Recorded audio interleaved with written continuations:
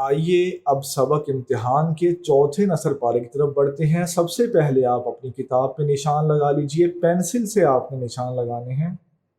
और अगर आप नोटबुक पे इसको लिख रहे हैं तो इसी तरह नोट कर लीजिए किताब से देख के। किस्सा मुख्तसर, दरख्वास्त शिरकत, किस्सा से आप निशान लगाएंगे और होते होते आप पहुंच जाएंगे किताब से पहुंच जाती है पे आप जो है इसको क्लोज करेंगे। इस तरह ये नसर पारा आपके सामने आ जाएगा।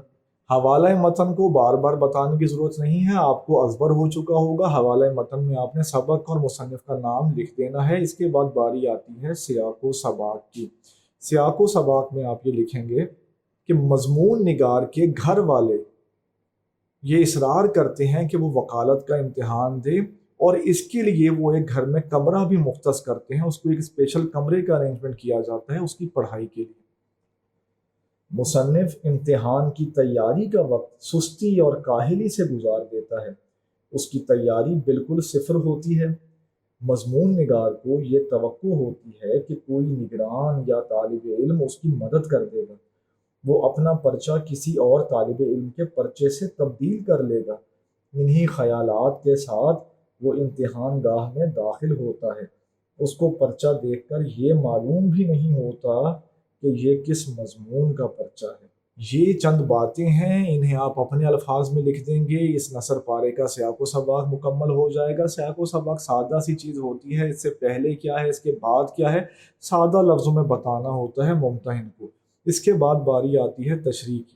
चौथे नसर पारे की तशरीह का आगाज़ आप इन लाइनों से कर सकते हैं कि मुसन्निफ़ ने ना चाहते हुए भी घर वालों के इसरार पर इम्तिहान के लिए यानी वकालत के इम्तिहान के लिए अप्लाई किया और उसकी दरख्वास्त मंजूर कर ली गई। और वो दिन आ गया कि जब वो इम्तिहान गाह में रोल नंबर स्लिप लिए दाखिल हुआ। इसके बाद आप ये लिख सकते हैं उसने इम्तिहान की तैयारी तो नहीं की थी, अलबत्ता उसकी खाम ख्याली थी कि उसे दो बातों से कामयाबी मिल सकती है। एक तो गैबी इमदाद और दूसरी बात पर्चों की उलट फेर से मुताल्लिक थी। सादा दिल लोग शायद इस बात को ना समझ सकें, इसलिए मुसन्निफ अपनी बात की तफसील बयान करता है। वो कहता है कि जो बच्चे इम्तिहानों में शरीक होते हैं उनकी ज़बान में गैबी इमदाद के वसी मफ़हूम हैं। एक सूरत यह है कि इम्तिहान गाह में एक तालिब इल्म को दूसरे तालिब इल्म से मदद मिल जाती है। दूसरा ये कि कोई नाइंसाफ़ी की हद तक मेहरबान निगरान उम्मीदवार को कोई हल बता दे।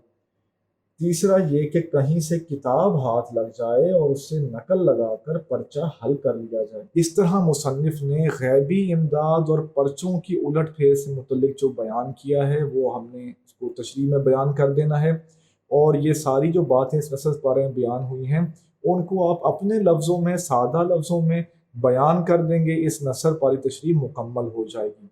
अब बारी आती है इससे अगले नसर पारे।